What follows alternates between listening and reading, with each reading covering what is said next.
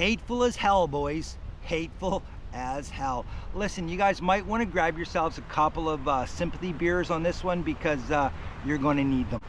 Why, hello there, guys, and welcome back to Tales from Thailand with me, your crazy, kooky host. Yes, it is Dr. Mark Sabian coming at you live from positively perfect Phuket, Thailand.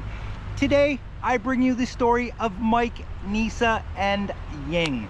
Guys, I say Mike, NISA, and YING because NISA and YING are two of the same. She is one girl who all of a sudden changed her name halfway through the romance for some strange reason, and Mike couldn't understand why, but as most men that come to Thailand, Mike was absolutely smitten by a lovely lady here. Believe it or not, it can happen. There's one or two guys that have fallen, well, they've fallen for one of these lovely ladies, believe me.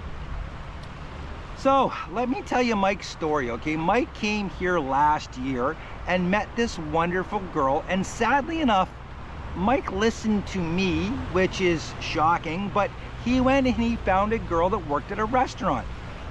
An actual real restaurant, guys, not a bar restaurant, not a pub, a real Japanese restaurant. She is a sushi chef. And from what he could tell, was not involved in any type of freelance, whatever we're calling it these days.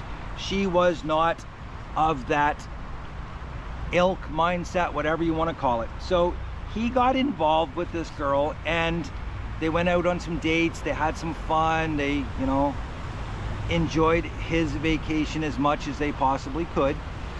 So when he left, of course, he starts financially helping her, blah, blah, blah, blah, blah.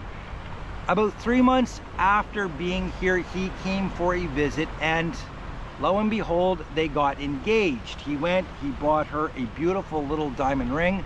Not a massive rock or anything like that, but you know what? It's the first and only diamond she's ever had, according to her.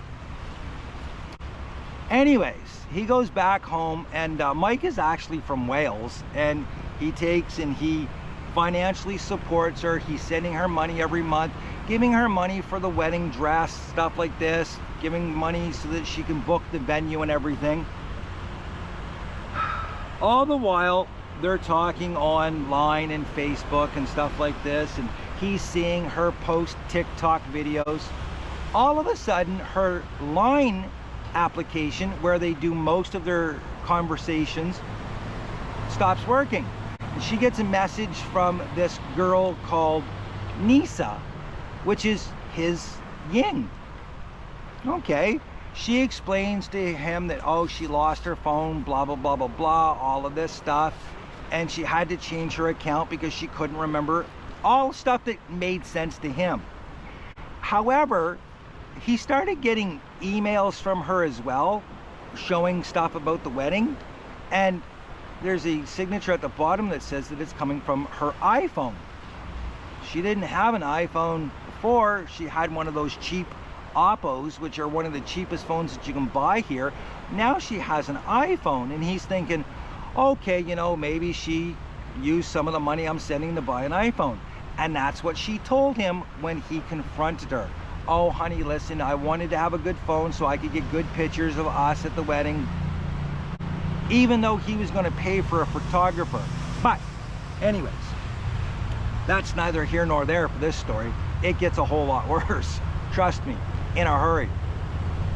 So about 2 months ago, she keeps sending him pictures of everything, you know, the flowers that she's chosen and all of this, all the while going, oh honey, please come to me, please come to me, I miss you so much, love you, love you, love you. He decided to surprise her, okay? 2 weeks ago, he came to Phuket to surprise her. Shows up at her work, she's not there. She hasn't been to work in over 2 months, he is told. Yet, he keeps getting video clips of her preparing the fish, cutting the fish, stuff like this, making sushi. And now he's completely confused, and he's thinking, okay, well, maybe she just got another job and she didn't tell me. Nope, that wouldn't be the case. Oh, hell no. Is she getting married? Yep, she's getting married, just not to him. As it turns out, she met another guy from Australia around the same time, and she really liked this guy who was also paying her. And well, the diamond ring that Mike bought her, that's her engagement ring with the other guy. I swear to God this is true. I've seen the emails, the correspondence between the two of them. I was there for the actual fight when he finally found her. And yeah, hateful as hell, boys. Hateful as hell. She actually has been posting stuff on TikTok under a different account, showing all of the gifts that Mike has bought her, pretending that this other guy from Australia has given them to her. And what she's doing is she's getting money from the guy from Australia. I don't know what she's spending it on. Could be iPhones, who knows? But she's using that money, showing him the dress that she bought with Mike's money, and all the hateful as hell, boys. Let me tell you something. So I can tell you with absolute certainty that this story is completely true. I, as it turns out, knew the girl because she was dating one of the guys that I used to talk to last year. And I wouldn't have believed it until I saw it with my own two eyes that this woman was an absolute lying, conniving. Well, you can fill in the rest of it. So guys, when you question just how hateful can a Thai woman be, hateful as hell, boys. Hateful as hell.